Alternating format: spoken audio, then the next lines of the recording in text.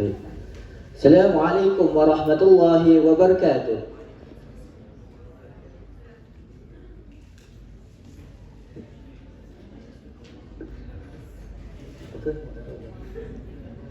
لمجموعة من الموالاة والمعارضة، رئيس الجلسة وأيها الجمهور، اليوم جئناكم لنعارض أن تعلم اللغة العربية في داخل البلاد أفضل من خارجها. وموقفنا اليوم تعلم الإيجابية، تعلم اللغة العربية أفضل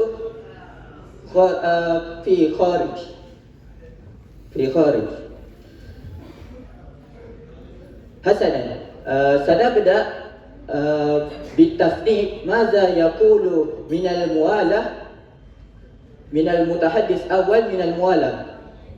إننا لا ننفي أن التعليم الدراسة هنا ذو جودة عالية، ولكن الدراسة في الخارج كما في الأردن مثلا لها أيضا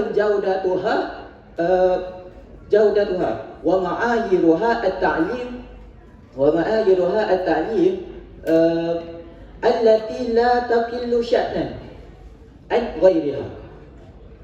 طيب، والآن سننظر إلى حجتنا أولا. التعلم في بيئة عربية حقيقية. إن الذين يدرسون في خارج البلاد مثلا في الأردن أو مصر داخل. نعم. أولا، ما هو الموقف من فريق المعارضة؟ ثانيا، ما هي الصورة التي تريدون أن جاءوا في هذه المناظرة بالكلمة أفضل؟ ثالثا، إن كان الطلاب يدرسون في داخل البلاد، إذا أنتم تعتقدون بأن هؤلاء الطلاب يدرسون بالفعل مثلا غير مهم؟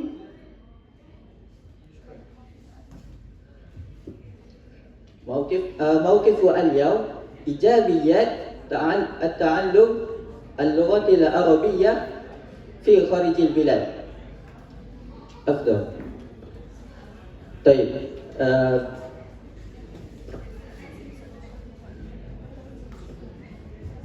طيب، والآن سننظر إلى حجتنا أولا. التعلم في بيئة عربية حقيقية.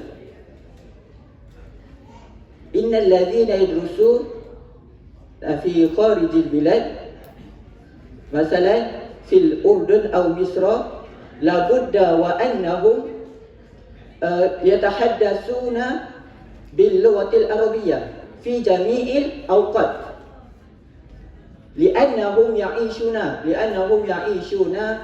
في بيئة عربية تماما.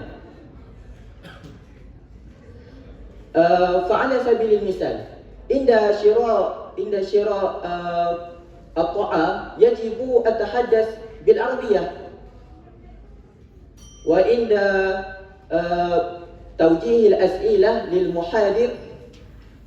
للمحاضر يتم ذلك باللغة العربية أيضا.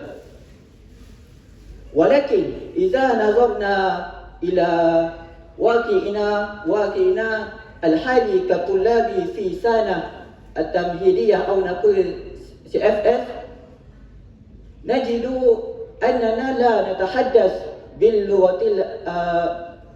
باللغة العربية إلا في داخل الفصل الدراسي فقط.